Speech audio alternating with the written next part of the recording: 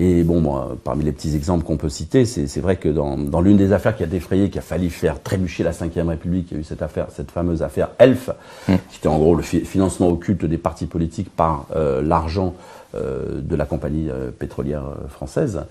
Elf, je me souviens très bien, enfin je raconte qu'à un moment donné, cette affaire peut basculer. La juge Eva Joly est pas loin justement d'obtenir, en fait elle a épinglé André Tarallo, qui est l'un des membres clés de cette affaire Elf, l'un des magiciens d'Elf.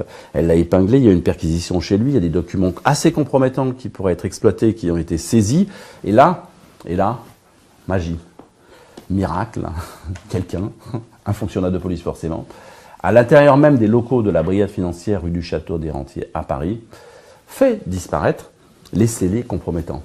Très opportunément. Disparaître, c'est qu'ils ont totalement disparu. Totalement. On ne les a jamais retrouvés et on n'a jamais épinglé la personne qui les avait fait disparaître.